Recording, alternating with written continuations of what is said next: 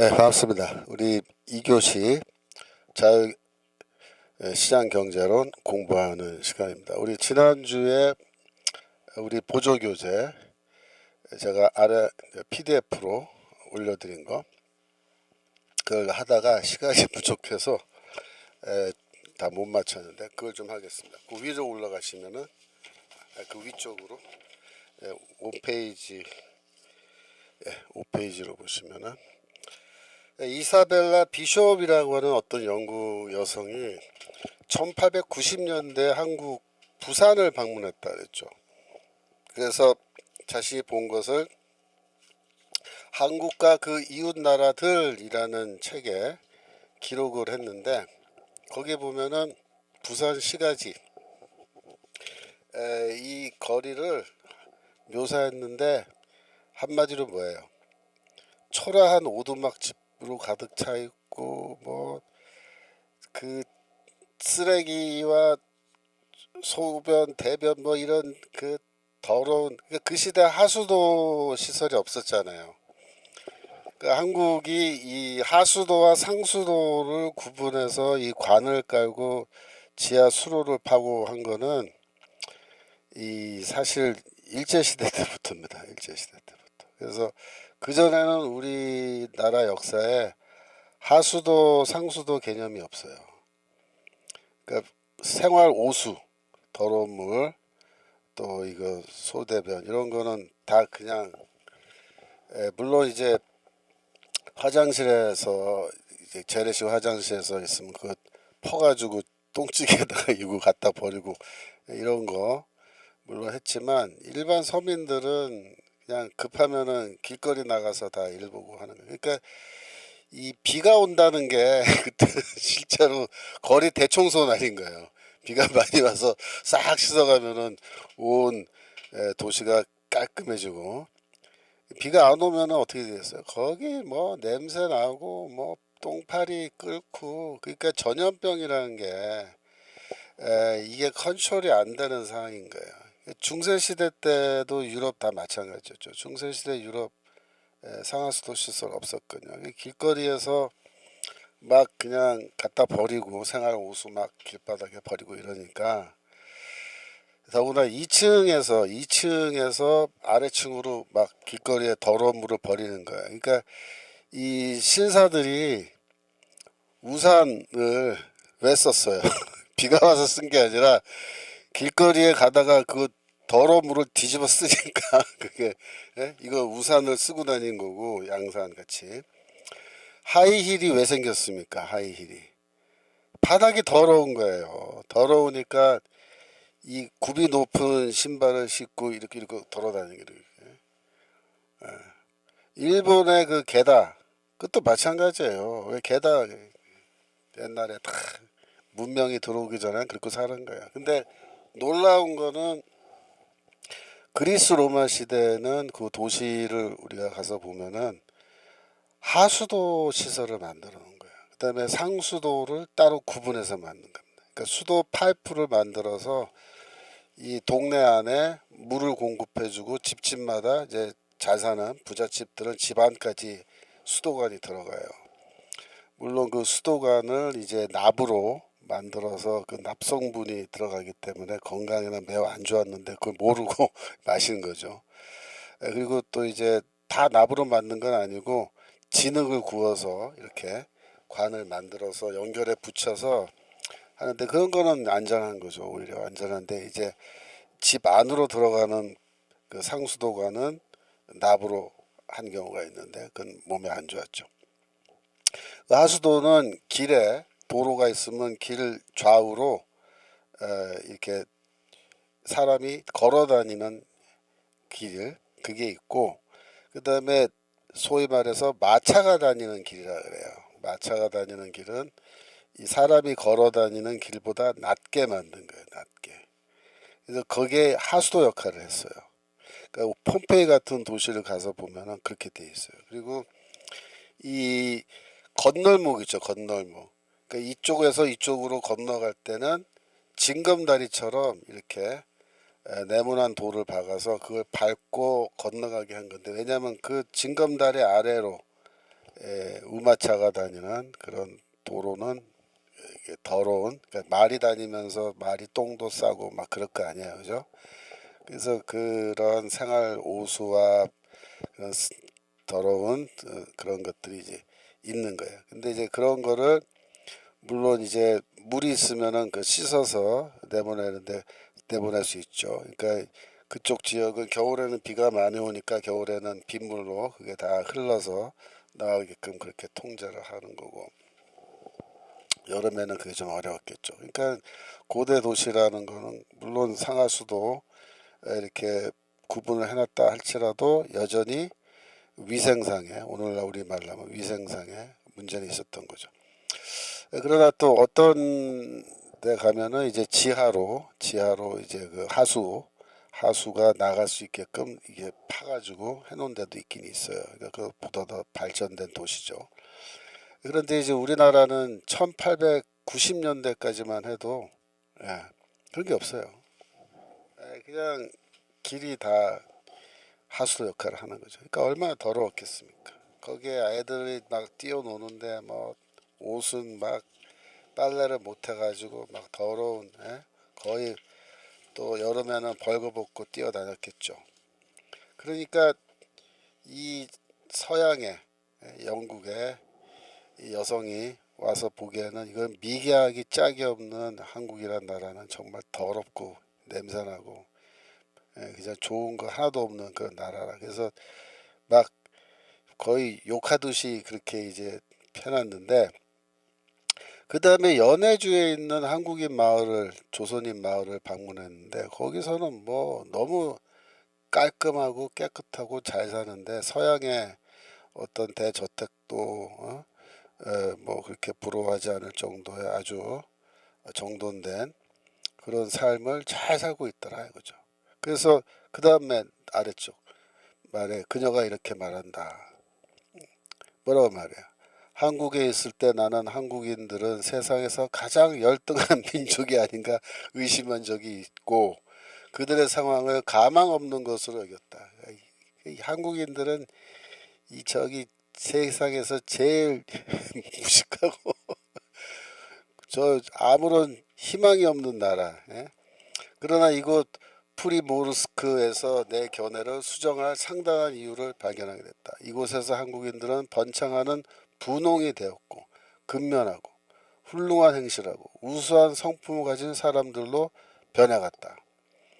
이들 역시 한국에 있었으면 똑같이 근면하지 않고 정약하지 않았을 것이라는 점을 명심해야 한다. 이게 무슨 말이냐면, 사람이 원래 게으른 사람이 있고 근면한 사람이 있고 그런 게 아니라는 거예요. 제도가 사람을 그렇게 만든다. 잘못된 제도 안에 태어나면 사람은 게으르고 그냥 더럽고 희망이 없는 민족처럼 그렇게 되는 거고, 좋은 제도로 사람을 딱 그 사람도 옮겨놓으면 어떻게 돼요? 아주 번듯한 문명인이 되는 거예요. 문명인. 그러니까 인간이 처음부터 뭐 문명인 야만인 그런 게 있는 게 아니고, 제도가 야만적인 제도 밑에서 태어나면 그냥 야만인으로 사는 거고, 문명의 어떤 혜택을 입은 그런 제도 속에 태어나면은 그 사람 야만인도 금방 변화받고 따라가는 거야. 그래서 그 조선시대 그 대한제국 말기에 그 조선이라고 하는 나라는 한마디로 희망이 없는 거예요. 그 백성들에게. 무슨 희망이 있었겠어요, 그게. 그냥 세금은 세금대로 막 떼가지, 그 다음에 군역이라 그래서, 때만 되면은 끌고 가서 일을 노예처럼 부려먹고 말이에요.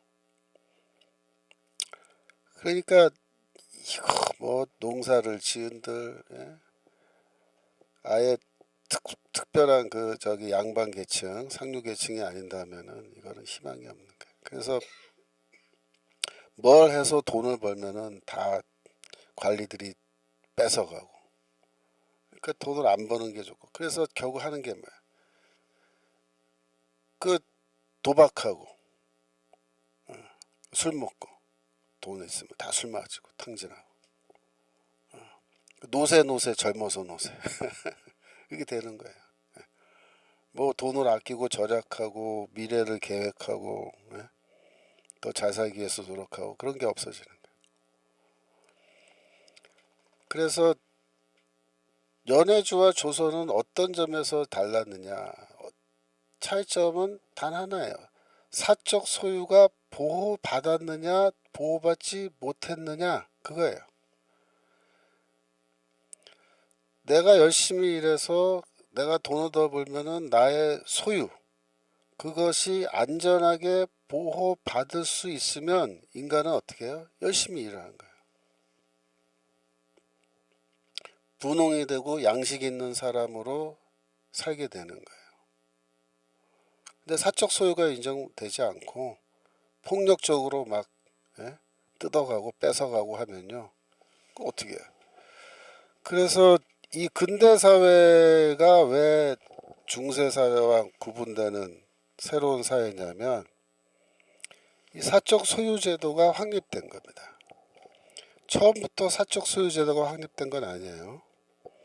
근대 사회 들어서 사적 소유가 확립된 거는 잔 로크라고 하는 그 영국의 철학자가 이 소유권을 하늘이 내려준 권리, 그러니까 천부 인권이라 그러죠.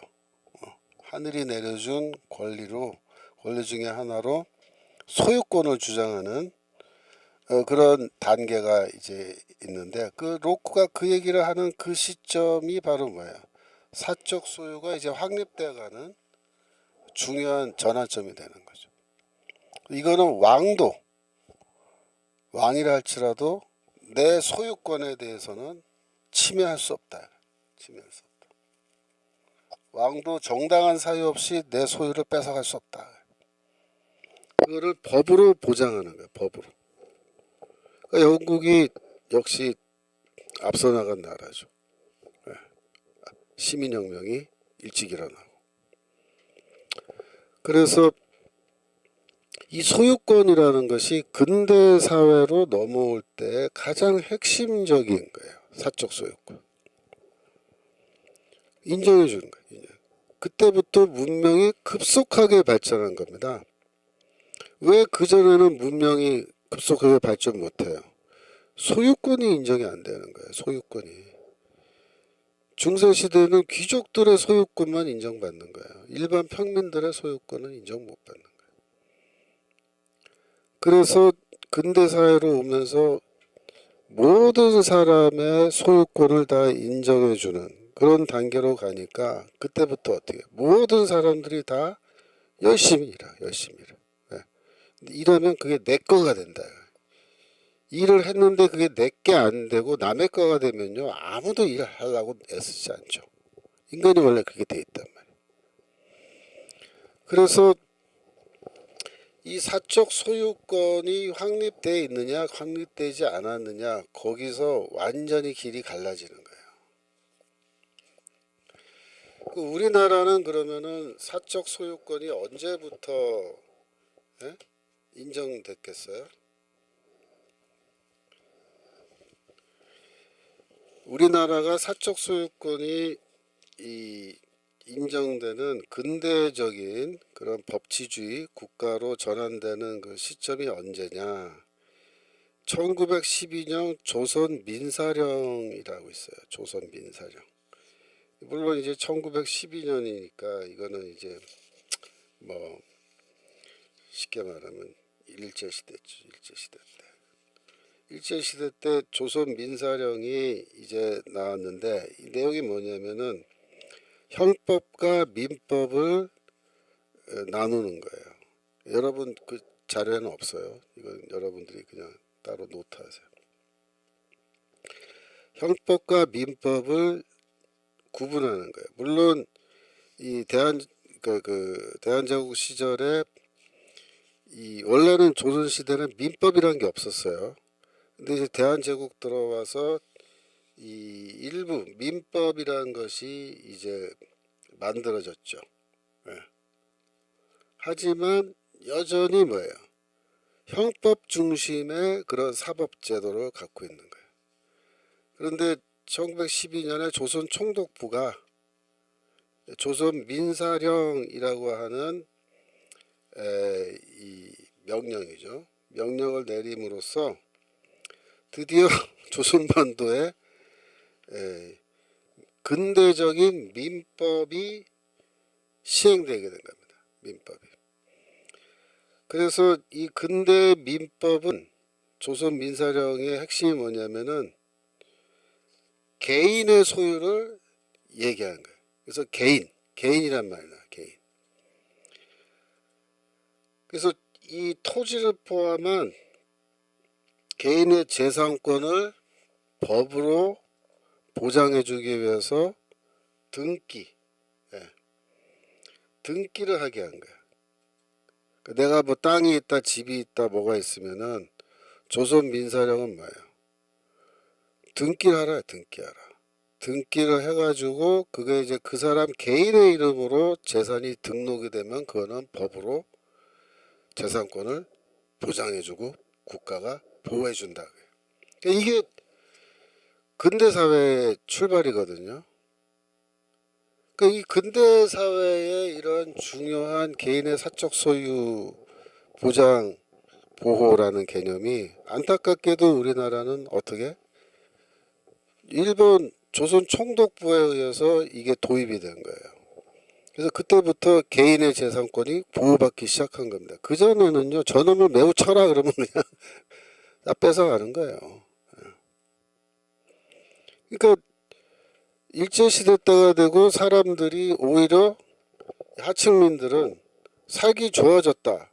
오히려 그렇게 느낄 수밖에 없는 거예요. 이 좌파들은 무슨 뭐 일제시대 때가 좀 막 사람 다 때려 죽이고 뭐 그런 거라고. 물론 그런 시절이 있었어요. 언제냐면 태평양 전쟁 말기. 그때는 이제 일본이 뭐 망하기 직전이니까 그때는 이제 악랄하게 좀 했지만, 그러나 이 초기 이 조선 민사령 같은 거는 이거는 뭐 근대적인 법이고 일본은 이미 오래전에 이걸 한 거예요. 일본이 우리나라보다 훨씬 더 근대화에 있어서 앞서 나간 거죠. 메이지 유신 이후에 일본은 급속하게 서양 문물을 받아들이고 무사계급 몰락시키고 막부정치 몰락하고, 그죠. 물론 이제 황제는 그냥 놔뒀습니다만은, 그러나 제도 개혁을 통해서 이 법이라든가 시스템 이런 거 다 이 유럽식으로, 특별히 독일과 네덜란드를 본을 받아서 제도 개혁을 한 거죠. 근데 우리는 그렇게 안 했다. 안 하고 그냥 버티다가 망했죠. 나라가 그냥 망했죠. 나라 망하고 조선 민사령 들어와서 그때서야 비로소 개인의 소유권 인정받고, 그러니까 그 다음부터는 내가 일하면 내게 되는 거예요. 좋아요, 나빠요? 좋은 거죠. 좋은 거야. 일하면 내 소득은 나의 것이 되고 누가 와서 저놈을 매우 쳐라 그러고서 뺏어가지도 않아요. 못 뺏어가죠. 왜? 그렇게 못한다. 그러니까 일제시대 때가 돼서 이 사람들이 이 조선의 이 하층민들, 양반들은 좀 틀려요. 하층민들은 더 살기 좋아졌다. 왜? 어떤 면에서 그랬을까요? 첫 번째로 이 경찰, 일본 순사죠, 순사. 경찰이 들어왔는데 옛날에 이 사또와 함께하는 응? 그 저기 방망이 들고 이렇게 돌아다니는 조선시대의 그 관원들, 예? 이 사라지고 이 경찰이 딱 됐는데, 경찰은 그런 식으로 아무렇게나 뭐 잡아가지 않는 거예요. 사람을 막 영장 없이는 안 잡아요. 영장 없이는, 쉽게 말하면. 근데 조선시대에는 영장 그런 거 필요 없어요. 당장 저놈을 포박하라 그러면 그냥 잡혀가는 거예요. 재판도 없어요. 저놈은 매우 쳐라 그러면 그 재판 끝난 거야. 근데 일제시대 때는 영장 없이는 안 잡혀가고 또 영장으로 잡혀가더라도 재판을 받아요. 재판을. 그러니까 내가 억울한 거 있으면은 법원에 가서 예? 호소하고 그러면은 또 재판관들이 그걸 또 이해하고 예? 풀어줘. 그러니까 세상이 확 좋아진 거, 확 좋아진 거. 제가 친일파요 그러면 제가 친일파? 이렇게 말하면 제가 뭐 물론 일본을 좋아해요. 저도 수시도 좋아하고. 그러니까 내가 이렇게 말하면은 예? 김철영 저놈은 친일파다. 이 미친놈들아. 친일파고 반일파고 간에 이건 객관적 사실을 말한 거야. 객관적 사실을. 조선 총독부에서 그러면 민사령 공포하기 전에 대한제국이나 조선시대 때 너희들이 그 빨고 어? 좋아하는 그 고종이 이런 거 왜 못했어? 했었어야지. 어? 나라 다 말아먹고 말이야. 지금 와서 일본이 그거 했다고 그거 뭐 어? 부끄럽냐? 부끄럽지. 그래 부끄러움을 알아야 돼 우리가. 부끄럽기 때문에 이 얘기를 하는 거예요. 앞으로는 그런 두 번 다시 그런 일이 없기 위해서 이거 쉬쉬하고 감춘다고 우리나라가 뭐 예? 국민들이 계몽이 되고 선진국이 되는 게 아니에요. 뭐가 근대 문명인지를 알아야지. 근대 문명의 핵심이 뭐지? 사적 소유권이라 이거야. 사적 소유권. 그래 놓고 지금 와서는 좌파들은 뭐라 하는 거야? 토지를 공유화해야 된다. 이따 소리 하면서. 제가요, 참, 요즘에 돌아가는 꼴을 보면요. 한편으로는 좀 안타깝죠. 근데 안타면은요, 이거 어쩔 수 없어요. 이거는 우리가 겪지 않고서는 넘어갈 수 없는 그런 상황이 돼버린 거예요. 그 지금 이 좌파들이 생각하는 그런 거는요, 우리랑 너무 달라요. 오늘 아침에도 제가 잠깐 시간 나서 웹사이트 좀 찾아보다가 발견한 건데, 이 우리나라의 사회주의자 웹사이트가 있습니다. 한번 찾아봐 주실래요? socialist.kr 치시면 아마 뜰 거예요. socialist.kr 영어로. 그래서 제가 이 웹사이트에 들어가서 봤는데 한번 보여줘 보세요. 이게 사회주의자 이게 우리나라에 합법적으로 이게 운영되는 웹사이트예요. 근데 거기 잡지 한번 눌러보세요. 잡지. 그 사회주의자라는 잡지가 있어요.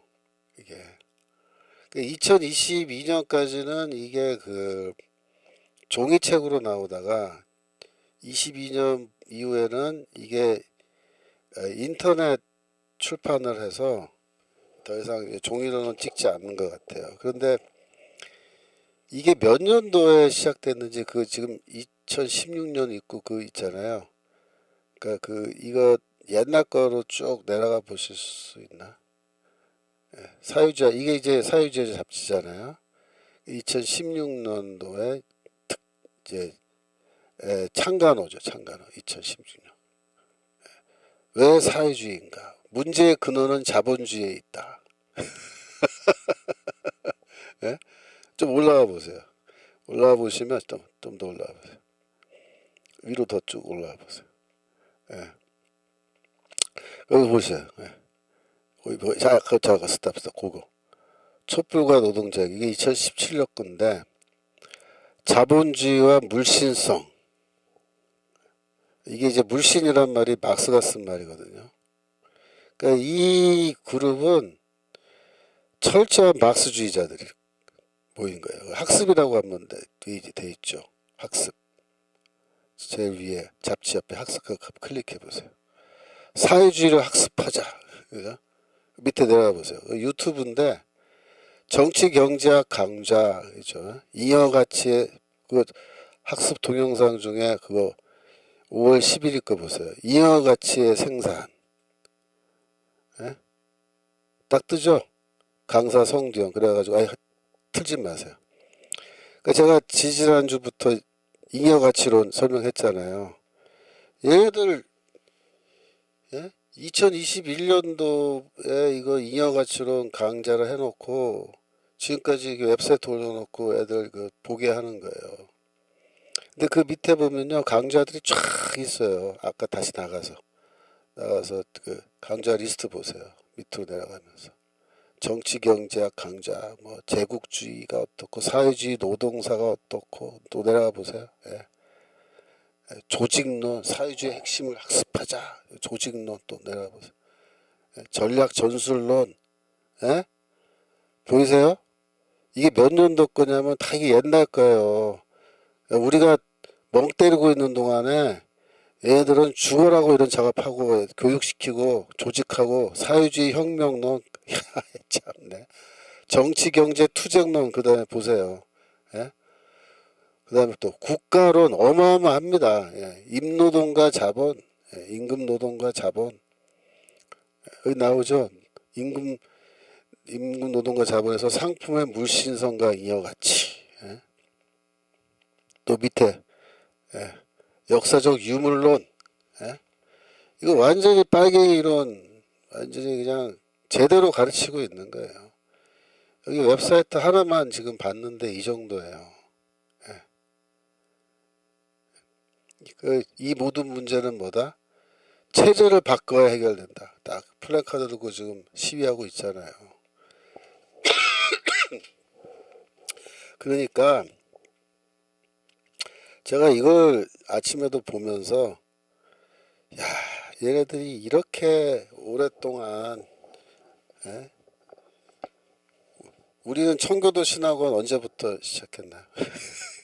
21년 얘들은 5년 전에 16년부터 사회주의자들은 웹사이트 만들고 예? 잡지 만들어서 발행하고 글 쓰고 교육하고 뭐 별짓 다 한 거예요. 당해낼 수 있습니까? 예, 이게 쉽지 않은 거예요. 지금 우리가 왜 대한민국이 이렇게 됐냐? 이런 애들이 이런 활동을 하고 있었는데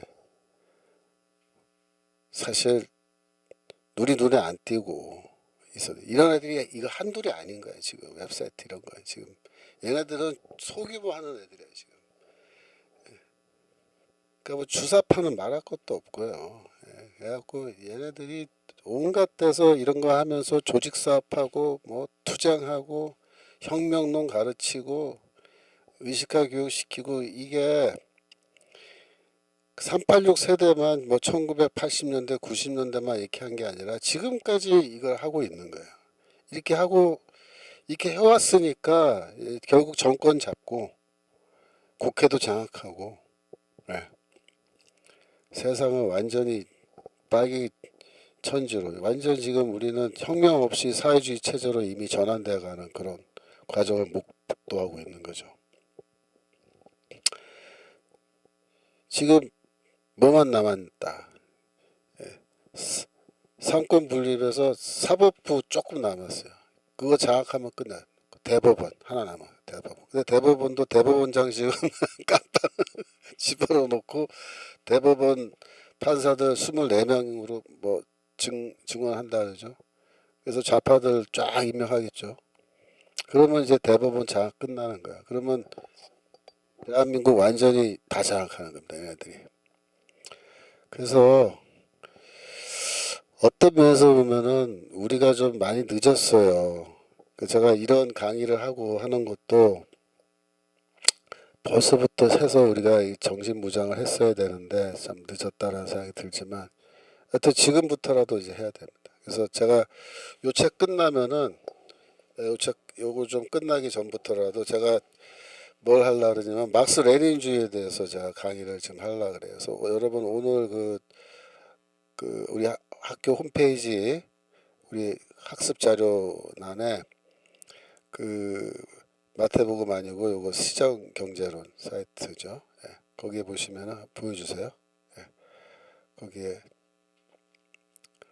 그 전 장면, 그 전 장면 보시면 예, 그거 말고 지금 새로 올린 오늘 새로 올린 거 좀 보여주세요.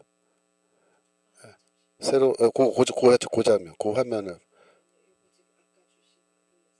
아직 안 올렸어요. 아 그렇군. 아 참 내가 아직 PDF로 안 드려서 그거구나. 잠깐만 제가 와 있을 것 같은데. 그래서 그거를 교재를 지금 하나 새로 올려드릴 거예요. 그러니까 그거를 올려드리면은 여러분들이 이것도 빨리 다운 받으시고 프린트 하셔서 다음 주부터 이거 저기 제가 수업할 때 이거 사용을 할 테니까 여러분들이 준비를 하시기 바래요. 제가 지금 보여드릴게요. PDF 전환된 거로 지금 갔습니다. 그래서 그거 이제 올려주시면은 제가 요 시장 경제론 하면서 제가 좌파 이론도 다 설명드린다 그랬잖아요. 그래서 이 막스 레인주의에 대한 그 개요 제가 이제 올려드릴게요. 그 좌파들이 지금 저기서 막 교육시킨 거 있잖아요. 예? 그게 이제 대체 무슨 내용인지 우리가 좀 알아야 된다고요. 그래야 얘네들이 뭘 생각하고 뭘 추구하는지를 분명히 알아야 우리도 대처를 하고 거기에 대항하는 이론, 우리의 이론이죠.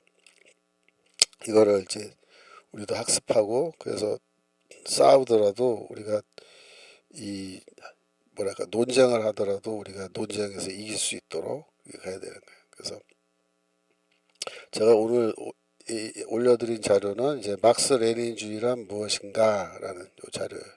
요 다음 주에 이제 요거 갖고 강의 좀 하겠습니다. 그래서 그 지금 홈페이지 그 제가 강의하는 자유시장 경제 강의 자료 여기 들어가시면은 두 개가 있는데 지금 하나는 하고 있는 거고 하나는 다음 주부터 할 거예요. 그래서 그거 클릭하시면 되겠습니다. 다시 돌아오셔서 그래서 이 사유재산 제도가 보호되면은 사람이 바뀌는 거예요. 열심히. 그래서 그 아래 좀 다시 내려가 보시면 그 과거 소련에서는 거기요. 주민들에게 전체 토지의 5%를 텃밭으로 사용할 수 있게 허용해 준 적이 있는데 이 5%의 토지에서 생산된 농산물이 국가 전체 농산물의 70%를 차지하게 되었다. 이것도 기가 막힌 얘기죠. 기가 막힌. 왜 그래요? 아니 5%에서 70%가 생산되면 나머지 95%에서 30%밖에 생산 안 되면 생산 그 효율이 얼마나 뒤떨어진 거예요. 이게 무슨 말이냐면은 이 땅은 조그만 텃밭이지만 여기서 나오는 거는 너희가 다 가져. 개인 소유야. 그렇게 해주니까 사람들이 어마어마하게 그걸 잘 관리하고 거기서 농작물을 막 만들어내는 거예요. 근데 집단 농장 거는 내가 가서 열심히 일을 해봐야 뭐야 내게 안 돼요. 국가 거고 전체 인민의 것이에요. 그러면 거기 가서 사람이 열심히 노동을 안 한다, 안 한다. 그래서 사적 소유는 뭐냐 하면 개인의 노동 의욕을 고취하고 노동 생산성을 높인다. 사적 소유권은 곧 뭐다? 자유를 의미한다. 축적된 재산을 갖고 있기 때문에 속박에서 자유롭게 되는 거죠. 공산주의 사회에서는 그래서 사적 소유를 전면적으로 허용 안 해요. 제한적으로만 허용한다. 왜? 전면적으로 허용하면은 다 재산 축적해서 자유인이 된다고. 자유인이. 그럼 어떻게 해요? 반항하죠. 반항. 국가에 반항한다. 그러니까 지난주에 공유주의 비극도 말씀드렸고 그 다음에 그 전에 그 중국의 그 위로 좀 올라가 보세요. 중국의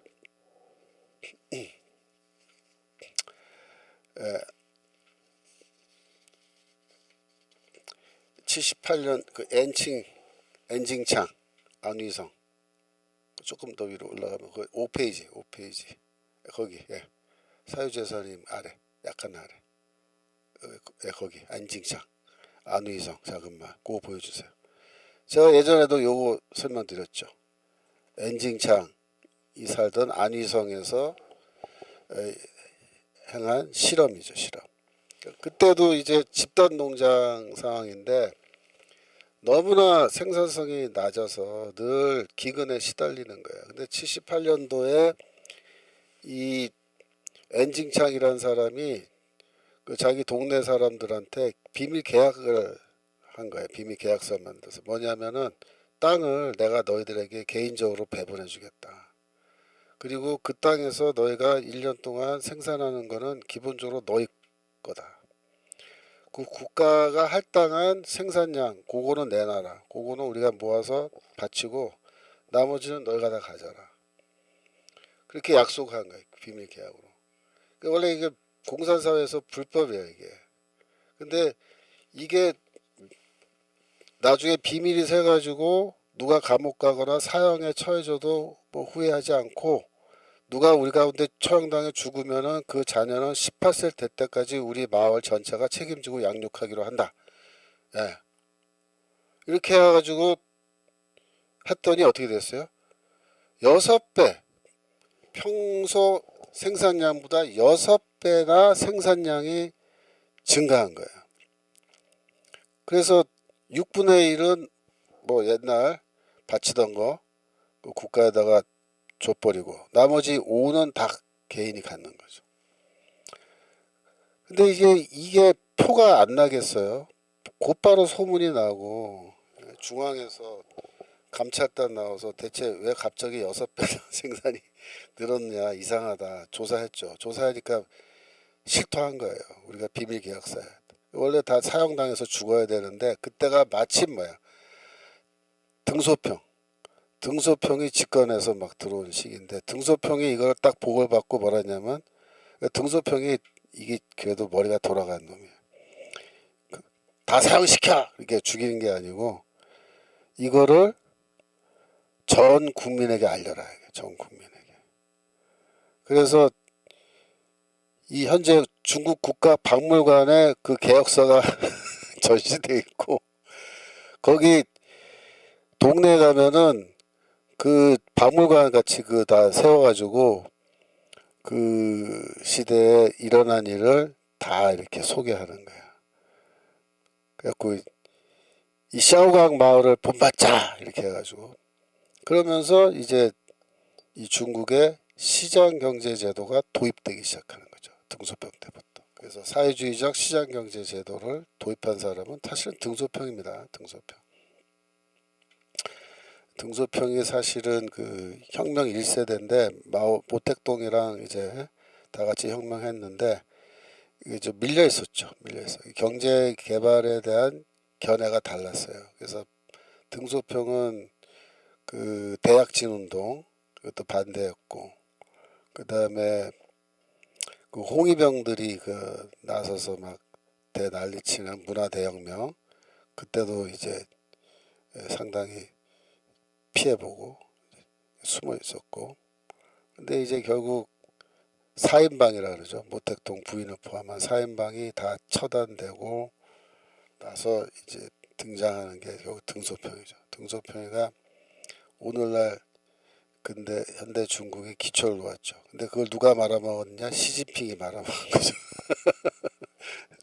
등소평이가 이거에서 나라 경제 발전시켜서 미국 따라잡아야 되는데 그렇게 하더라도 절대로 발톱을 보여주면 안 된다. 미국에.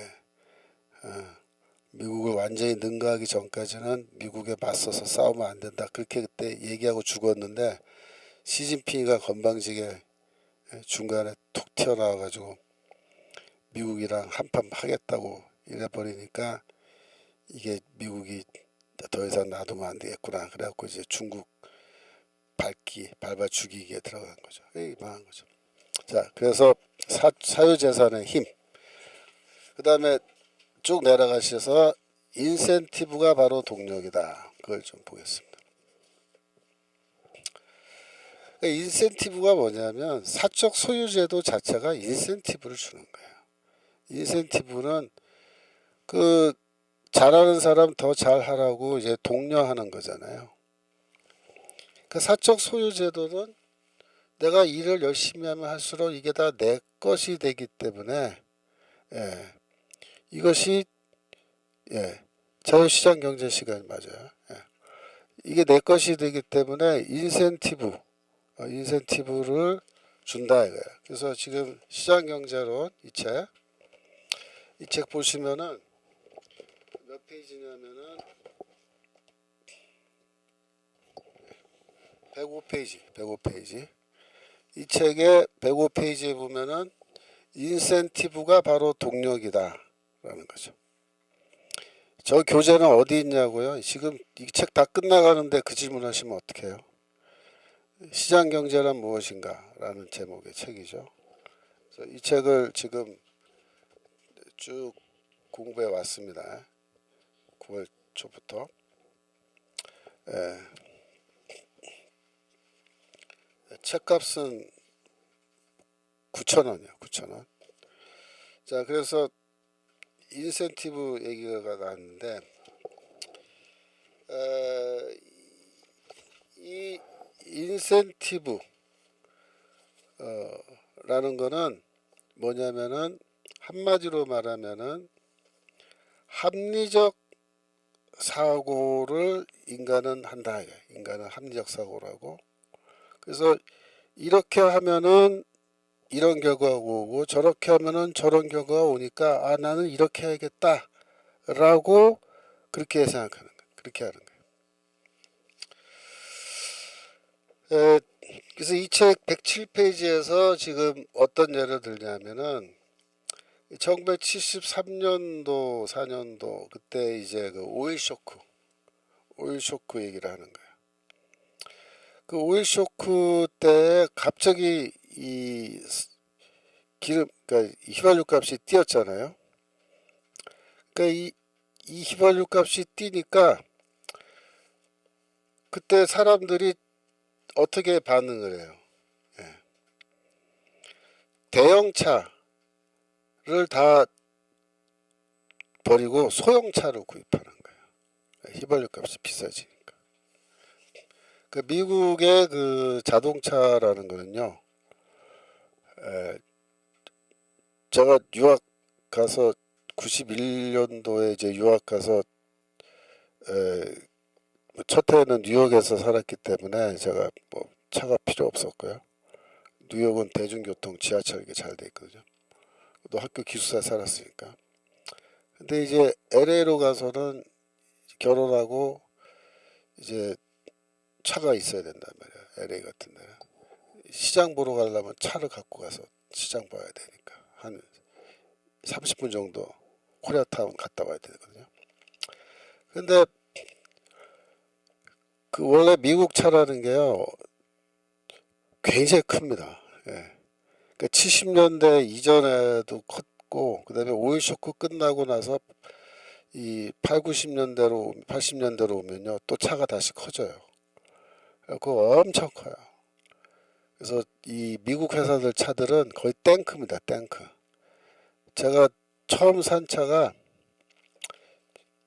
GM에서 나온 차인데 이 84년 모델의 수프림 커틀라스라는 차예요. 근데 그 차가 길쭉해요. 근데 투도예요, 투도. 문짝이요 어마어마하게 큽니다. 한국 이런 주차장에서는 문을 열지도 못해요. 문짝이 너무 커서. 근데 차를 사가지고 제가 돈이 없으니까 그때 3,000불에 차를 샀어요. 아니 1,800불 1,800불 주고 그러니까 우리 돈으로 하면 그 당시 한 200만 원 주고 샀는데 낡은 차죠. 근데 차를 샀는데 갖고 와서 이제 뚜껑을 이렇게 열어봤는데 야 본네트를 열어보니까 그 안에 엔진이 있는데 완전히 쇳덩어리예요. 쇳덩어리. 예, 어마어마하게 무겁습니다. 밀면요 나 혼자는 못 밀어요. 차가 무거워서. 한번 차가 섰는데 사거리에서 사람들이 와서 내가 혼자 미니까 안 밀리니까 지나가는 행인들이 와서 막 도와줘서 차를 곁으로 빼는데 세 명이 밀고 한 명이 핸들을 돌리니까 차가 나가더라고요. 둘이 밀어도 안 밀려요.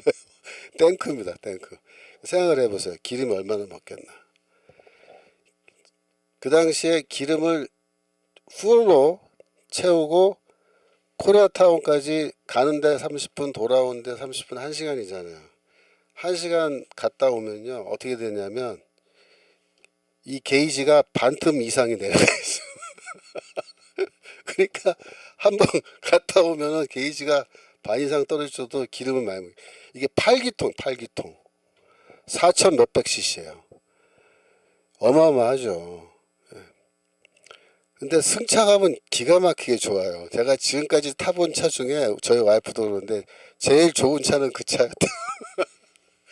딱 타면요, 고속도로 딱 달리면요, 거의 떠서 하늘을 떠서 이렇게 공중을 쫙 날아가는 것처럼 진동도 없고요, 편해요. 근데 그걸 이제 타다가 그 다음에는 4기통짜리 조그만 차를 샀거든요. 근데 그걸 타니까 다다다다다 하는데 차가 막 이렇게 흔들리더라고요. 그래서 아, 이게 이런 맛에서 미국 사람들이 큰 차를 타는구나. 미국 사람들 덩치도 크니까 큰 차 좋아합니다. 지금도 그래요. SUV 제일 큰 거, 트럭 제일 큰 거 다 타고 다니고. 지금 미국 휘발유 값이 또 싸잖아요. 미국이 휘발유 생산하니까. 여하튼 그러니까 이제 오일 쇼크가 발생하면 어떻게 한다? 사람은 합리적인 사고를 하기 때문에 차 사이즈를 줄여요. 소비도 줄이고. 그러니까 나에게 이익이 되는 방향으로 행동하지 손해가 되는 방향으로 행동하는 사람은요, 아무도 없어요. 예. 예, 정경혜님, 오일 쇼크 때 저는 국민은행 공무했는데 큰 저택들 엄청나게 싸게 놔도 사려는 사람이 없이 줄줄이 부자들 무너지는 거 봤어요. 예, 오일 쇼크, 그렇죠. IMF, 그 다음에 지금 이재명 때 이제 앞으로 어떻게 될지 몰라요. 이재명 쇼크겠죠. 이재명 쇼크. 예, 그래서 사람은 항상 나에게 손해되는 건 피하고 이익이 되는 쪽으로 항상 노력을 하기 때문에 이 인센티브를 주면 어떻게 돼요? 이거 이익을 더 주는 거예요. 이렇게 하면은 더 큰 이익이 있다. 그러면 어떻게 하겠어요? 더 열심히 일해요. 더 열심히. 그래서 항상 이 인센티브라는 게 사람의 그 사람을 움직이는 힘이 된다는 거예요. 그 재밌는 게 북한 책의 111페이지 하단에 인센티브는 북한도 움직인다. 그래서 112페이지에 보면은 한반도 에너지 개발 기구 북한 경수로 사업 그때 당시의 일이 있는데 그때 우리 근로자들이 북한에 가서 경수로 해주는 그 작업을 하고 있는데 근로자들을 위한 선술집이 있었대요. 물론 근무하는 사람들은 북한 주민들이 거기 직원으로 일했겠죠. 근데 9시만 되면 무조건 영업 종료하고 집에 가버렸대요. 근데 이제 이 근로자라는 거는 북한에서 뭐예요? 국가에서 주는 돈 받고 거기 가서 일하는 거잖아요. 그러니까 9시 이후에까지 가게를 열어준다고 해서 내가 돈을 더 버는 것도 아니고 월급 더 받는 것도 아니니까 그냥 9시 되면 문 닫고 집에 다 가버린 거야. 근데 이제 근로자들은 한국 근로자라는 게 뭐 밤샘 작업도 할 수 있는 거고 또 한국 사람들은 뭐야 밤에 또 술 한잔 하기 원하잖아요 다들. 그러니까 9시까지 문 닫고 가버리니까 이게 지금 안 맞는다. 그래가지고 어떻게 했어요? 예. 이 북한이 신경제 규칙을 시행하면서 선술집 직원들이 양주 한 병을 판매하면 1달러의 인센티브를 지급하겠다. 북한에서 그렇게 규정을 바꾸니까 이 사람들이 밤늦게까지 일을 하는 거예요. 양주 한 병 팔면은 1달러 내가 더 벌 수 있다. 그 내 돈 된다. 내 돈. 그 인센티브를 주면은 북한 주민들도 바뀐다 이거예요. 그래서 이 인센티브는 한마디로 말하면 어디에서 오는 거냐면 이게 사유재산 제도에서 오는 거예요. 일하면은 이거 다 네 거야. 네가 일을 더 하면 너는 더 벌어갈 수 있어. 그러면 사람은 글쎄 내가 일찍 퇴근해서 집에 가서 에? 텔레비 보고 좀 쉬는 시간도 필요하지만 내가 한두 시간 희생하고 내가 일 좀 더 해서 돈 더 벌면은 더 좋지 않을까? 더 일 열심히 해서 더 일 많이 하는 거죠. 그래서 이 인센티브라는 거는 기본적으로 사유재산 제도가 확립된 상황 속에서만 이게 인센티브가 작동이 되는 거지, 사유재산 제도 없으면요 이거 작동 안 하는 거예요. 그러니까 한국 사람들은요 사실 이 인센티브에 굉장히 민감한 민족이에요. 그래서 우리는 원래 한국 사람들은 어떤 사람들이냐면요 이 근무 시간에 개의치 않습니다. 원래 우리는 뭐 몇 시에 칼퇴근 그런 거에 크게 신경 쓰지 않고 얼마든지 우리는 잔업할 준비가 돼 있다, 그런 민족이었어요 원래는. 어디서 제가 그걸 많이 봤냐면요 이 멕시코 있죠, 멕시코. 멕시코에 한국 사람들이 이민을 갑니다. 남미도 많이 가죠. 근데 남미나 멕시코 이런 데 이민 간 한국 사람들이 거의 다 성공해요. 이민에 실패한 사람 거의 없습니다. 그래서 이민 2세대 3세대가 되면요 전부 다 상류층으로 올라가요, 그 사회에. 왜 그런가? 이유를 제가 한번 그쪽 지역에서 오래 일하시는 그 선교사님들하고 얘기를 많이 해봤는데 어떻게 됐냐면요 이렇게 된 거예요. 한국 사람이 이 스페니쉬 언어를 잘 못해도 상관이 없어요. 남미에 딱 도착해서요 동네를 이렇게 쑥 돌아다니면서 뭘 보냐면은 여기에 뭘 갖다 팔면은 잘 팔릴까, 이걸 한번 쑥 보면요 그 결론이 바로 나와요. 한국 사람들이 그 눈썰미가 좋아요. 그 장사꾼 기질이 아주 좋아요. 그래서 뭐 꼭 상대를 하고 그러지 않아도 돼요. 그냥 가서 이 동네 한 바퀴 쓱 돌아보면서 여기 뭘 갖다 팔면은 이게 잘 팔릴려나, 그러면 딱 떠오르는 아이템이 몇 개 생긴다고요. 그러면 어떻게 하냐면 그거를 한국에서건 어디서건 수입해 오는 거예요. 그래서 그걸 파는 거예요. 장사 시작하는 거예요. 가게를 열고. 그럼 어떻게 돼요? 잘 팔려. 잘 팔리는데 이 어느 정도로 잘 팔리냐면요 이 남미 사람들은요 아침 9시가 돼야 가게 문을 열고요 5시가 되면은 다 문 닫고 집에 가요. 근데 한국 사람은 어떻게 하는 줄 아세요? 새벽 6시에 와서 가게 문 열고요 남들 문 닫고 다 가도 집에 안 가고 자기는 저녁 8시 9시까지 가게 문을 열어놓고 장사를 하는 거예요. 그러면 장사를 남들보다 더 길게 하고 더 잘하고 더 많이 하는, 물건 잘 팔려. 그래서 돈을 버는데 그 당시에 돈 번 사람들 얘기 들어보면요 뭐라 그러냐면 돈을 너무 많이 버니까 집에 와서 돈을 셀 시간도 없대요 나중에.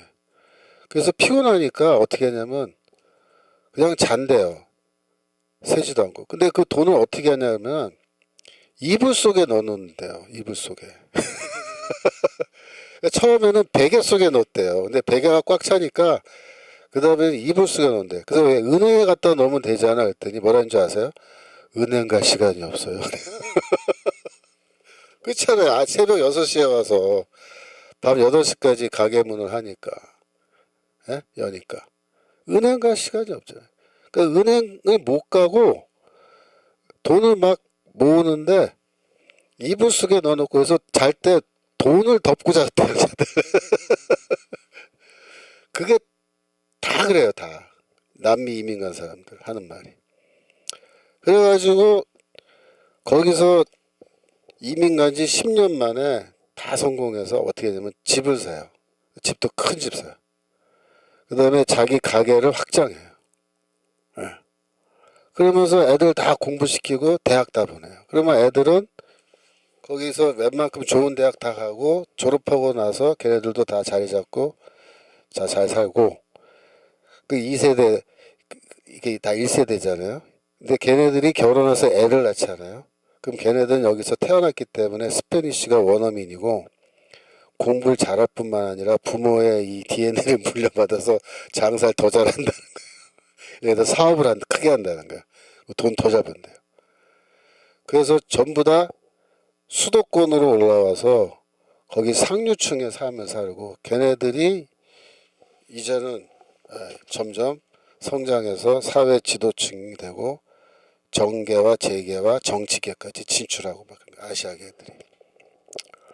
근데 그 살다가 돈 많이 번 사람은 또 어떻게 하냐면 다 정리하고 미국으로 와버려요. 미국으로.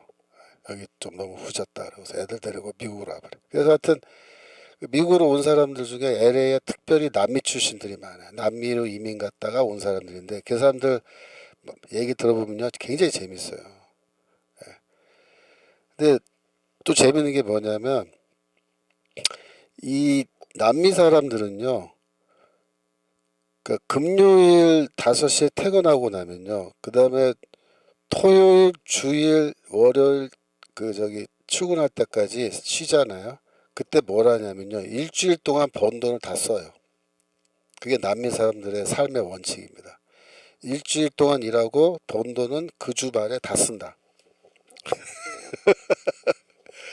근데 그게요 웃기는 게 LA로 와 있는 미국으로 온 남미 사람들도 그래요. 처음에 이제 한인 마켓에서 일을 하는 사람들을 남미 사람들을 채용해서 일을 시켰는데 미국은 주급제거든요. 금요일 날 주급을 줘요. 일주일 동안 일한 거. 돈을 주면요.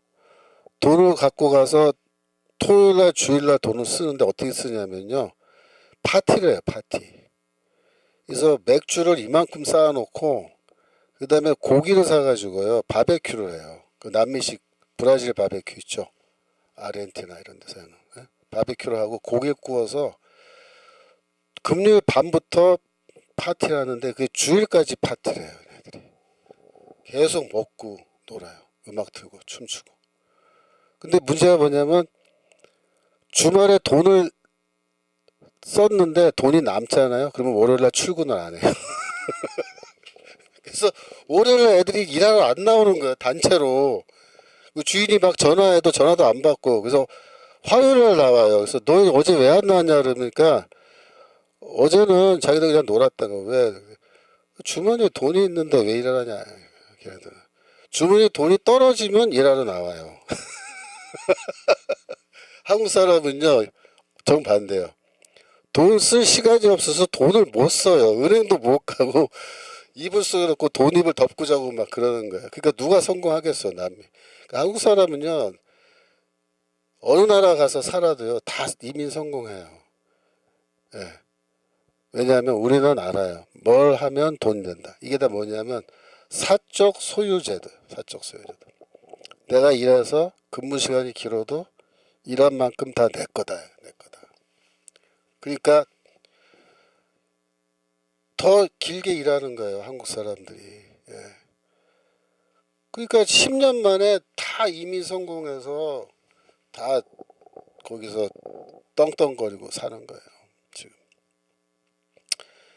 그러니까 한국 사람들이 인센티브에 민감한 거는요. 인센티브가 뭐예요? 쉽게 말하면 일 더하면 잔업 더하면 그게 돈 덜 버니까. 또 요새는 잔업하면요 돈 더 많이 줘요. 예. 초과 노동이기 때문에. 그러니까 더 잔업 하려 그러잖아요. 그게 원래 한국 사람이 그렇거든요. 근데 우리나라 지금 정부가 어떻게 해놨어요? 근무 시간 다 줄여놓고 초과 못하게 해놓고 예? 초과하는데 이제 뭐 너무 규제가 심해가지고 초과 노동 그러니까 수당도 너무 비싸게 해놓으니까 아예 지금 일을 안 시키잖아요 사람들이. 예, 사장들이 일 안 시키죠. 그러니까 이게 안 되는 거예요. 그러니까 우리나라 사람들은 일하는 거를 두려워하지 않고 일하는 시간도 두려워하지 않아요. 우리나라 한국 교회는 왜 이렇게 부흥했죠? 이유 하나요, 여러분. 한국 교회 부흥의 이유는 목사님들이 새벽 4시, 5시에 일어나서 새벽 기도해서 12시까지 일하기 때문에요. 하루 원래 미국은 주 40시간 노동이잖아요. 미국 목사들 주 40시간 해요. 그러니까 교회 부흥 안 되잖아요. 한국 목사님들은 8시에서 5시까지 일하라? 그러면요, 못 견뎌요. 어떻게 그렇게 할 수 있냐 이거예요. 출근 시간은 4시, 5시고요. 새벽. 퇴근은 12시 넘어서 퇴근해요. 여러분, 여기 명성교회 있죠? 예? 명성교회, 왜 명성교회 저기 컸겠어요? 담임 목사님이 새벽 1시에 퇴근해요. 새벽 1시까지 뭐 하냐면 신방 보고 받아요. 그러니까 교육 대신방 때는 10시까지 신방하고 11시부터 신방 보고 회의를 하는 거야. 그래서 1시까지 하는 거야. 둘러 앉아서. 그래가지고 그 신방 보고 하는 시간에 회의하는 장면은요. 여러분 상상은 못 하실 거예요. 어마어마하게 살벌하게 합니다. 제가 동기가 명성교회 부목사로 있었거든요. 근데 그 사람이 명성교회 이제 그만두고 다른 교회 가서 저한테 이제 얘기를 해줬어요. 뭐라 하냐면 자기가 명성교회에 있었던 기간 한 5, 6년 있었는데 그때 담임 목사님과 교육자 회의, 목사들끼리만 모이는 회의예요. 목사들 회의하는데 그 자리에서 야단을 맞아가지고 기절을 해서 앰뷸런스에 실려간 사람을 본 것만 2번 봤대요. 그래서 내가 때렸냐 그랬더니 때리지 않는데요. 어떻게 때려 목사를. 그냥 말로 야단친대요. 근데 그 말을 야단을 듣다가 졸도해버린대요. 그러니까 얼마큼 그 김삼환 목사님이 살벌하게 목회하시는지 여러분 상상되세요? 성도들 앞에서 어마어마하게 인자하시죠. 예. 하지만 목사들한테는 그렇게 인지하지 않았습니다. 철저했습니다. 그래가지고 근무 시간이요. 담임 목사님이 퇴근 안 했는데 부목사들이 어떻게 퇴근해요? 그죠? 근데 이게 우리 한국 사람들의 기질이에요. 우리는 일하는 시간, 내가 맡은 일, 이거 뭐. 그래서 우리는 인센티브에 강한 민족에서 한국 경제가 왜 이렇게 빨리 일어났어요? 예? 한강의 기적의 원칙이 비밀이 뭡니까? 이게 초과 노동이고 잔업이고 밤샘 노동하고 인센티브 주고 인센티브 때문에 죽어라고 일하는 거죠. 죽어라고. 중동에 가서 왜 도로 놓고 건설하고 그걸 왜요? 그 더운 나라. 예? 한국에서 하죠. 이 좋은 기후에. 그 더운 데 가서. 인센티브. 그죠?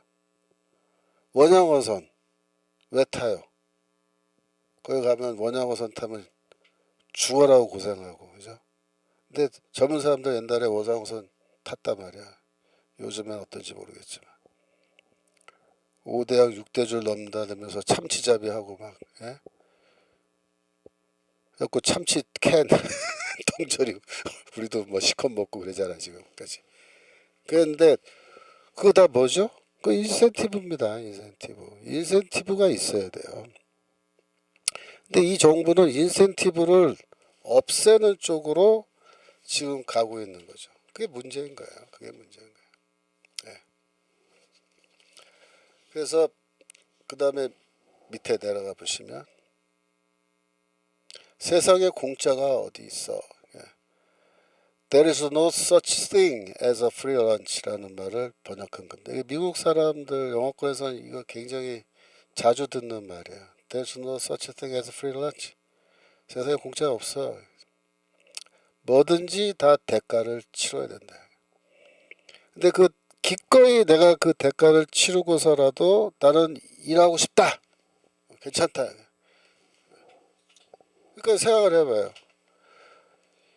중동에 그때 진출할 때 남자들은 거기 한번 가면은 6개월 이상씩 가족과 떨어져서 그 사막에서 외롭게, 예? 그 먼지 들이마시면서 노동하는 거잖아요. 그 뭐 인간이 다 똑같죠. 가족이 그립고 애들도 보고 싶고 와이프도 보고 싶고 하지만 인센티브를 세게 준다니까 그 포기하고 가서 일하잖아요. 그래서 한번 갔다 오면은 목돈 보러 오니까 그걸로 아파트 사고도 한 거라고요. 돌아와서. 그래서 인센티브는 다 뭐냐, 인간의 욕망의 원리를 꿰뚫어 보고, 아, 인간은 이 욕망을 갖고 있기 때문에 얼마든지 인센티브를 주면은 이 자기의 다른 걸 희생하고서라도 노동 의욕을 더 고취시켜서 더 노동을 하는데, 그것이 곧 뭐냐, 사회가 급속하게 발전하게 되는 그런 결과를 가져오는 거예요. 그러니까 우리나라 경제 발전은요, 사실 그 인센티브가 굉장히 큰 역할을 했습니다. 그 제도는 미래를 바꾼다. 좋은 제도는 인간의 욕망을 억누르는 것이 아니라 인간의 욕망을 올바른 방향으로 발산되게끔 하는 거다. 그렇죠? 그러니까 이 인간의 욕망을 나쁜 쪽으로 발산되게 하면 안 돼요. 사기치고 도둑질하고 뭐에. 그게 아니고 정당한 노동을 통해서 내가 재물을 모으겠다. 그렇게 해야 되죠. 그 인센티브는 항상 남과 자신에게 해가 되지 않고 이득이 되게 하잖아요. 그 시장경제제도는 그 자체가 뭐예요? 인센티브 제도예요. 인센티브 제도. 인간의 욕망이 올바른 방향으로 발현되게끔 그렇게 하고 노동을 향한 열정을 주는 거예요. 반면에 사회주의 제도, 아까 사회주의자 나왔지만 그 미친놈들, 응? 그 사회주의자들 그 사회주의해서 그 집단 농장이나 만들고 사적 소유제도 다 폐지해가지고 일을 해도 그게 내 것이 안 되게끔 만들어 놓으면은 과연 사회 발전이 일어나겠냐? 사회가 발전하겠냐? 절대로 발전 못해요. 결국 다 같이 폭망하는 거예요. 어떻게 폭망하느냐? 하향 평준화하는 거예요. 하향 평준화. 네, 동일 노동, 동일 임금. 엔게디 해나님 맞아요. 동일 노동에 동일 임금을 줘야 된다. 근데 이것도 참 이제 문제가 많은 거죠. 특별히 지금 그 쿠팡에서 젊은 사람들이 많이 일하죠. 요즘에 일거리가 없으니까 전부 다 쿠팡 가서 일하는데 그 포장된 물건 중에 무거운 것도 많잖아요. 예를 들어서 생수 같은 거 얼마나 무겁습니까? 그걸 이제 오르고 내리고 트럭에 싣고 이렇게 해야 되는데 그 상하차라 그러죠. 상하차 하는 그 구역으로 배정을 받으면은 하루 종일 그냥 무거운 거 오르고 내리고 하니까 허리가 막 힘들단 말이에요. 그러니까 이 남자애들이 주로 거기 배치되는데 여자애들은 그런데 안 가고 좀 편하게 이제 일하는데 뭐 바코드 찍고 뭐 이런데 그런데 배정했다는 거예요. 그러니까 이제 임금은 똑같은 거죠. 임금. 딱 쿠팡에서 받는 임금은 동일하다. 그러면 누구는 하루 종일 뼈 빠지게 무거운 거 들고 내리고 이거 했고 누구는 이거 뭐야 이거 코드 바코드 찍는 그 건들고 이거 틱틱틱 이거 했는데 왜 똑같은 임금을 주냐 이거죠. 그러면 남자는 왜 이거 못하냐 여자만 거기 배정하냐. 그것 때문에 이제 남자애들이 다 그만두고 나온 거예요. 그러니까 이제 생수 올릴 사람이 없으니까 여자들 거기 배정하니까 여자들은 또 막 난리 치는 거예요. 더 달라고 돈 더 달라고. 옛날에는 남자들 돈 더 주겠다 그러니까 여자들이 반대했대요. 아, 동일 노동 도등이 임금인데 왜 남자들을 저거 생수 올리고 낸 사람들 돈 더 주냐? 그거 부당하다. 그래갖고 그쪽 돈 더 주려는 거를 몸쪽에 막았다는 거야. 그래갖고 이제 남자들 다 그만두고 나오니까 여자들끼리 이제 싸우는 거야. 우리 이거 돈 더 줘야 된다. 우리 너무 힘들다. 예? 이게 말이 돼요? 그러니까 이게 합리적인 사고를 안 하니까 이렇게 된 거야. 그래서 지금 쿠팡 그런 데서 지금 젊은 사람 남자들은 안 간다는 거야. 안 간다. 예. 가보면 뭐 죽어라고 일만 하고 돈 좀밖에 안 주는데 왜 하냐. 예. 안 한다. 차라리 그 실업급여 받는 게 낫다. 그리고 실업급여 받고 전부 다 게임방에 가서 컴퓨터 게임하고 앉아있잖아. 그러니까 사회가 망하는 거예요. 이게. 그러니까 근로욕도 없고 지금 뭐 일자리도 없고 엉망진창 된 거죠. 그러니까 이렇게 이런 상황에서 사회주의자들은 뭐 저런 활동이나 하고 있고 기가 막힌 겁니다. 자, 5장 시장의 진화와 사회의 발전. 여기에 이제 드디어 중요한 얘기가 나왔는데 이 책 누구를 위해 빵을 만드는가라는 거예요. 누구를 위해 빵. 거기 유명한 아담 스미스의 말이 있죠. 우리가 저녁 식사를 기대할 수 있는 건 푸주간 주인, 양조장이네요. 양조장 주인, 빵집 주인의 자비심 덕분이 아니라 그들이 자기 이익을 챙기려는 생각 덕분이다. 그들의 돈벌이에 대한 관심 덕분이다. 우리는 그들의 박애심이 아니라 자기애에 호소하며 우리의 필요가 아니라 그들의 이익만을 그들에게 이야기할 뿐이다. 이게 무슨 말이냐면은 이 저녁을 먹을 때 고기를 사다가 먹고 포도주를 우리가 한잔 하고 또 빵을 주식으로 하면은 빵을 먹는데 이런 사람들은 왜 소고기와 포도주와 빵을 생산했느냐 이거예요. 그들의 자비심, 그 때문에 만들어낸 게 아니라 이거예요. 그러니까 빵집 주인이 내가 이거 빵을 만들어 줘야 저것들이 먹지, 저 불쌍한 것들이. 그래, 내가 만들어 줘야지 뭐. 이렇게 해서 그런 자비심 때문에 혹은 박애주의, 영어로 엘트루이즘이라 그러죠. 박애주의. 내가 모든 인간을 다 두루두루 사랑한다. 그래서 인간 사랑으로 내가 빵을 생산해 줘야지. 그렇게 해서 빵을 생산하는 게 아니다 이거예요.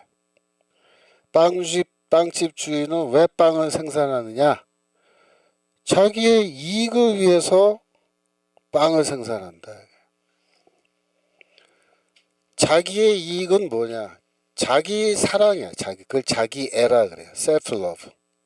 모든 인간은 자기를 사랑하죠. 자기가 더 좋은 음식을 먹고 자기가 더 좋은 집에서 더 좋은 환경 속에서 살길 원하는 거죠. 그 자기애예요. 그 모든 인간은 다 자기애를 갖고 있어요. 그 자기애를 나쁜 거라고 매도하면 안 됩니다. 이게 정상적인 거예요. 자기애라는 거예요. 모든 인간은 다 그래요. 그래서 이 자기애에서 시작해서 그게 뭐야? 나의 이익, 자기 이익. 그러니까 이 빵을 왜 만들어요? 쉽게 말하면 이 빵 팔아서 돈 벌기 위해서 만든 거예요.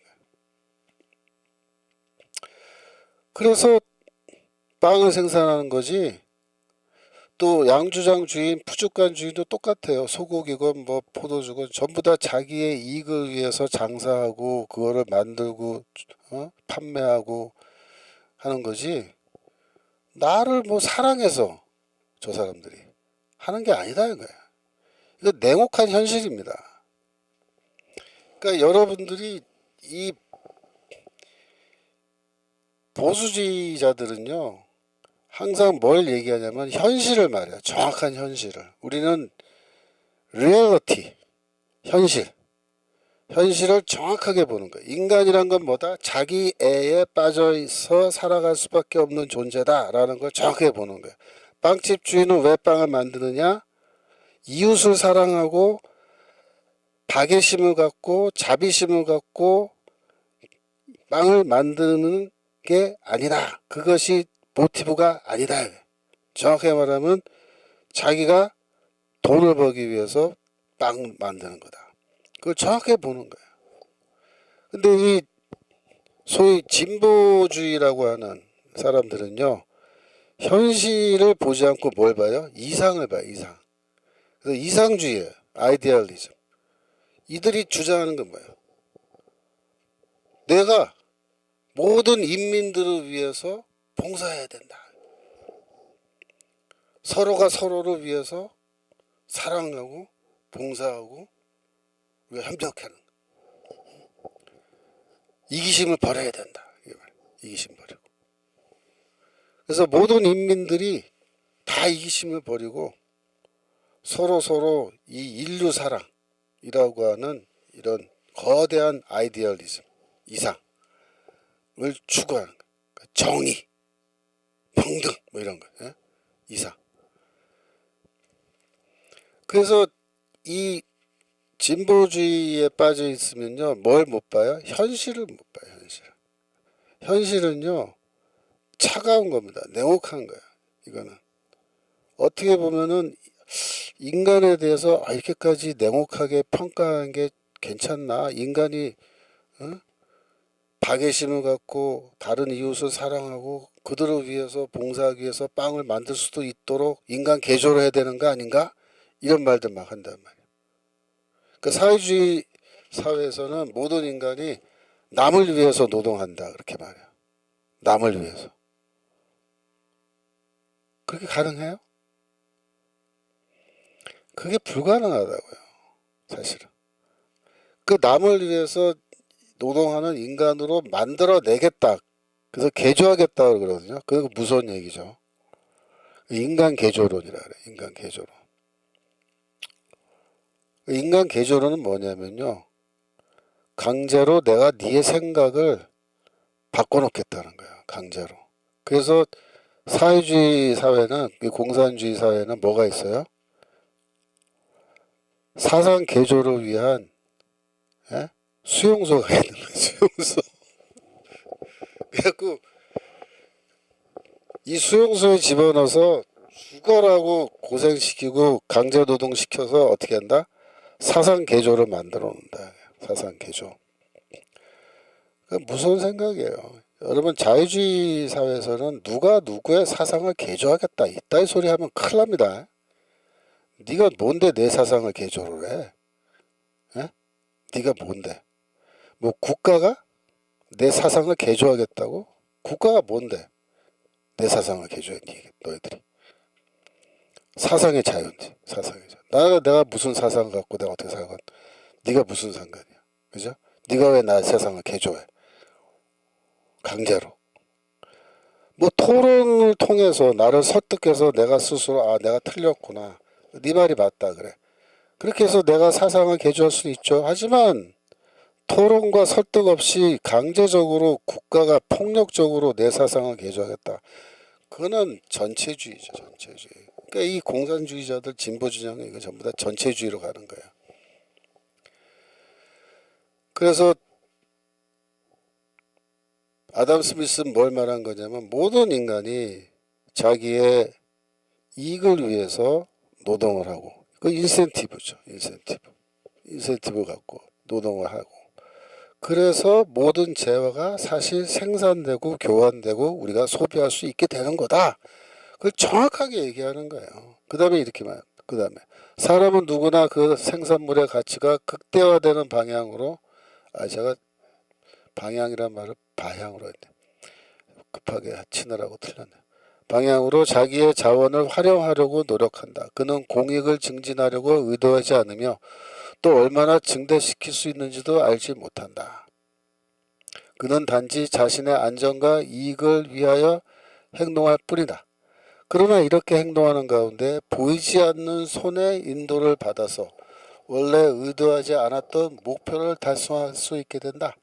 이와 같이 사람들은 자신의 이익을 열심히 추구하는 가운데 사회나 국가 전체의 이익을 증대시킨다.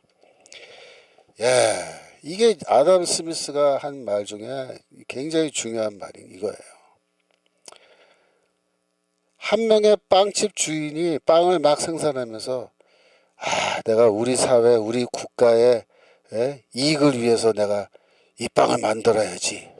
그렇게 생각하지 않는다는 거예요. 나는 나의 이익을 위해서 만들어야지. 이렇게 하고 만든다는 거예요. 그래도 된다는 거예요. 각자가 빵집 주인, 푸주간 주인, 포도주, 양조장 주인이 각자가 그래 너의 이익을 위해서 만들어. 그런데 시장에서는 상품끼리도 경쟁해야 된다. 그러니까 네가 더 많이 돈 벌고 싶으면 더 좋은 상품을 더 싼 값에 만들어내야 돼. 그러면 네가 더 이익이지? 그러니까 연구하고 더 노력해. 생산성을 높이기 위해서도 노력해. 기술 개발하고. 그래서 어떻게 해요? 공익을 증진시키기 위해서 막 기술 개발하고 생산성을 높이고 그렇지 않죠. 나의 이익을 위해서 생산성을 높이고 기술 개발하고 뭐 노력하는 거야. 그런데 그렇게 하더라도 이 시장경제제도라는 이 제도가 워낙에 잘 디자인이 되어 있기 때문에 그 안에서 각자가 자기의 이익을 위해서 열심히 상품 생산해서 죄송합니다. 시장에 좋은 물건을 내놓으면 그러면 그전보다 더 싼 값에 더 좋은 물건들이 시장에서 교환되고 전체적으로 다 그런 일이 일어나고 계속 반복적으로 그런 일이 일어나면은 처음부터 또 내가 국가 경제 발전을 위해서 우리 사회 발전을 위해서 내가 빵 만들어야 되지 그렇게 하지 않았다 하더라도 결과적으로는 국가 전체 사회 전체의 이익이 증대된다. 근데 그렇게 할 때 보이지 않는 손의 작용이 거기 일어난다. 보이지 않는 손. 그러니까 보이지 않는 손이라는 게 뭐냐면 이게 시장 제도의 핵심을 말한 건데 보이지 않는 손이라고 하는 거는 정확하게 말하면은 시장 경제 제도이면서도 뭐냐면은 가격 결정 제도예요. 가격 결정 제도. 이 시장에서 가격이 경쟁에 의해서 수요와 공급의 원칙에 따라서 가격이 변동되면서 교환이 합리적으로 일어나게 되잖아요. 그러니까 내가 시장에 딱 갔는데 빵이 여기 여러 개가 있는데 빵 가게가 저 빵 가게와 이 빵 가게를 가격과 맛을 비교하고 뭐 다 비교한단 말이에요. 그래갖고 나름대로 우리는 내가 소비자도 나는 최대한의 이익을 얻고 최소한의 손해를 봐야 되기 때문에 빵 하나를 사도 뭐예요? 우리는 생각을 한다고요. 어느 집 빵을 사는 것이 가장 나에게 유리한가? 그죠? 선택하잖아요. 그러면 그 집 빵만 막 팔리는 거예요. 다른 가게들은 안 팔리고. 그러면 어떻게 해? 다른 가게들은 망하든지 아니면 자기들도 연구하고 기술 개발하고 이렇게 해서 가격 단가를 낮추는 방법을 찾아내야겠죠. 더 좋은 빵을 더 싸게 팔면 또 사람들이 이쪽으로 가는 거예요. 그래서 계속해서 이 가격 결정 기구가 그런 작동을 해주기 때문에 사회 전체적으로는 더 좋은 물건이 개발되고 더 싼 물건이 더 좋은 양질의 물건이 더 싼 가격에 계속해서 나오는 거예요. 핸드폰도 그랬죠. 핸드폰 처음 나올 때 얼마나 비쌌어요. 하지만은 시간이 지나면서 생산력이 기술이 발전하고 또 여러 회사가 거기 참여하고 하면서 가격 경쟁하면서 가격이 쫙 내려오잖아요. 그러니까 가격이 싸지니까 사람들이 전부 다 핸드폰 웬만하면 살 수 있게끔 됐고 사회 전체가 다 핸드폰 갖고 있으니까 커뮤니케이션이 빨리 되고 이걸로 뭐 은행 거래도 하고 그러니까 상거래도 하고 막 이러니까 경제가 훨씬 더 지금 빠른 속도로 막 돌아가는 거예요. 지금 매매가 막 빨리 일어나고 그죠? 얼마나 이 문명사회라는 게 이 제도에 의해서 이 결정적인 영향을 받는 건지 잘 알 수 있어요. 그래서 모든 사람이 자신의 이익을 추구해도 전체 사회에 부가 증가하고 모든 사람에게 이득을 주는 경제제도를 갖고 있으면 그 다음 말이 중요해요. 이기심을 억누르지 않고도 지속적인 사회 발전이 가능하다 이거예요. 이기심을 억누르지 않아도 된다. 오히려 이기심이 더 장려돼도 돼요. 장려돼도. 이기심이 뭐예요? 그게 셀프 러브거든요. 셀프 러브, 자기애. 이기심은 뭐야? 내가 더 돈을 벌고자 하는 욕망이죠. 근데 그 욕망을 악한 것으로 정죄하고 그걸 갖다 버려야 된다. 응? 이기심을 버려라. 그렇게 한다고 이게 버려지는 게 아니라. 그래서 이 기독교 이제 내가 나중에 기독교 복음과 이걸 연결해서 설명해 드릴 텐데 기독교 복음은 쉽게 말하면 이 인간의 이기심을 억누르지 않고 그것이 이런 제도 속에서 합리적으로 잘 컨트롤될 수 있도록 그렇게 하는 거를 지지하는 거예요. 기독교 복음, 특별히 개신교는 이걸 지지하는 거예요. 이기심을 다 갖다 버리고 우리가 금욕주의자가 되자 그런 거 아니에요. 다 금욕주의자가 되고 이제 뭐 상품을 사지도 말고 팔지도 말고 소비하지도 말고 핸드폰은 왜 필요하냐 다 수도사처럼 저기 동굴 속에 들어가서 수도하면서 살자 그런 게 아니잖아요 지금 우리가. 그러니까 현대사회의 발전이라는 것은 상당히 합리적인 모든 면에서 합리적인 그런 제도를 통해서 발전하는 거고 그 인간도 자신이 갖고 있는 합리성의 근원은 뭐냐면은 나는 어떻게 해서든지 나에게 피해되는 것, 손해되는 것 내가 피하고 나에게 이득이 되는 방향으로 나는 행동하겠다. 그게 사실은 합리주의 철학의 근원이에요. 인간은 왜 합리적으로 행동하죠? 이성을 갖고 있고 이성은 항상 나의 이익, 그죠? 뭐가 더 나에게 도움이 되냐, 이익이 되냐, 그걸 추구하는 거예요. 그래서 이 합리적인 사고를 하는 사람은 절대로 자기에게 해가 되는 일을 하지 않아요. 또 남에게 해를 주는 일도 잘 하지 않죠. 그게 왜 남에게 해를 주면 그게 결국 자기 자신에게 해가 돼서 돌아오는 것을 정확하게 알고 있기 때문에 그렇게 안 해요. 그래서 이 오늘 굉장히 중요한 말 나왔어요. 보이지 않는 손, 그 다음에 빵가게 주인은 박애심, 자비심을 가지고 빵을 만드는 게 아니다 라는 말, 이걸 잘 이해하셔야 됩니다. 40분 됐죠.